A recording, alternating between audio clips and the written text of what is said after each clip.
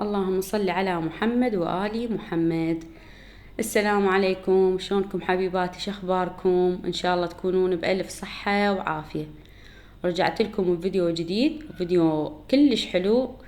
أنا متأكدة راح ينال إعجابكم إن شاء الله، لأنه الكل يحب طريق الإمام الحسين ويحب يشوف هاي أجواء الزيارة، لأنه هي تجينا مرة بالسنة، فأنا متأكدة الكل يحب هذا الجو. فاليوم الحمد لله وشكر تغدينا وسهمكم ألف عافية إن شاء الله، وقلنا نطلع نروح للموكب نشوف الزوار ونتبرك بشوفتهم. هنا طلعنا كان تقريبا الساعة 4:30، طلعنا تقريبا بال4:30 العصر، يعني هيك شوية قلنا من وقت نروح على مود نشوف الزوار ونشوف الأجواء، وخاصة هذا الشارع مالتنا يخبل يصير بأجواء الزيارة. يعني سبحان الله تشوفونه ممتلي، ناس توزع، ناس تسوي لفات، ناس توزع عصاير، ناس تشوي كباب، يعني فالجمال يخبل هذا الشارع.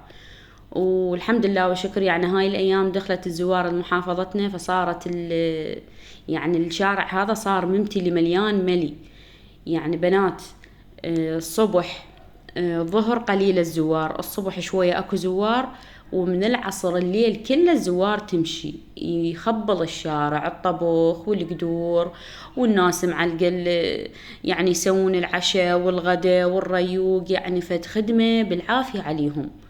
يعني فد شي يعني صدق فخر فخر انه هذا الشي يصير بالعراق، احنا نفتخر بيه، انه اجواء الزيارة واجواء الناس، يعني هذا شلون تقولون هذا الشي خاص بس بالعراق، هيك لمة الناس من كل الدول من كل المحافظات، يعني فد جمال.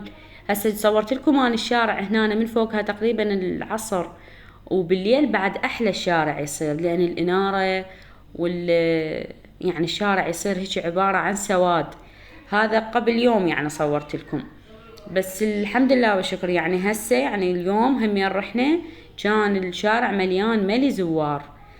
ألف عافية عليهم إن شاء الله. وإحنا همين حصلنا لنا خطوات مشينا وياهم، وناس توزع وناس تعلق هاي اللطميات بالمواكب، شوفوا يحتارون من خدمة شي يقدمون، ناس تسوي قهوة، ناس توزع فاكهة، شنو اللي يخطر على بالكم موجود.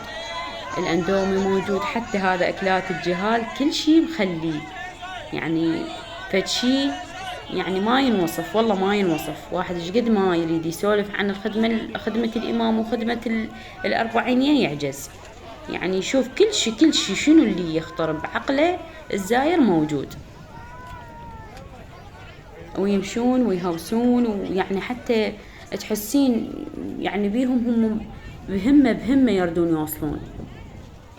أخليكم تشوفون الجو بلا كلام، يعني حتى ما أشوش عليكم، هم انتم تشوفون الجو وياي.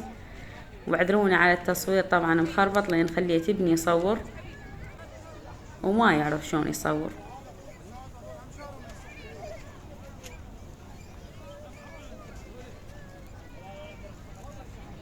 الحمد لله والشكر. طبعا احنا بس هاي تقريبا شقلكم فد 10 أيام هيك، يعني تمر الزوار هواي من شارعنا. تشوفون حتى الناس اللي ما جاية مشي، يعني اللي هم أصحاب هاي البيوت القريبة على المواكب كلها طالعة برا، يعني كلها مالية الشارع سواد.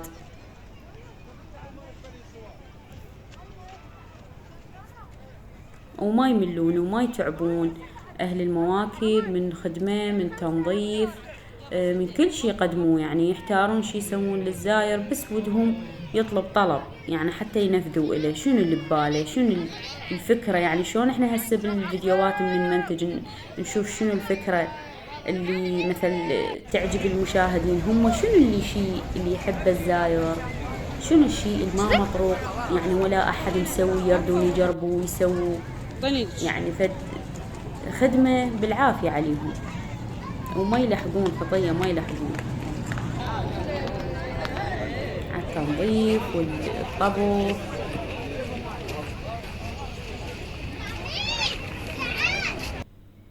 الحمد لله والشكر. طبعا احنا ناخذ اطفالنا للمواكب حتى همين يتعلمون ويشوفون طريق الامام الحسين ويمشون عليه.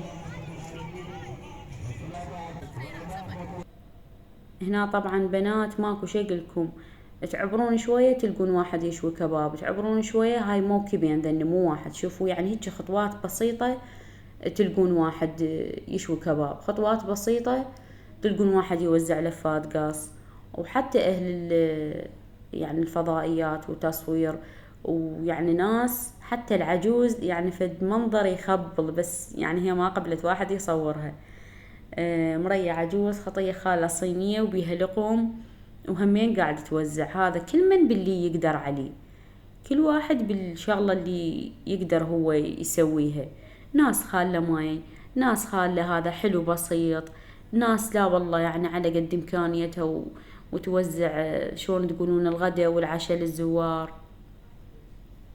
هاي هنا ثاني يوم هم اخذت لكم يعني تصوير من الجو والمواكب. طبعا انا كتمت الصوت من عنده، بس هسه ان شاء الله هم اخليكم تعيشون وياي الجو بصوت المواكب.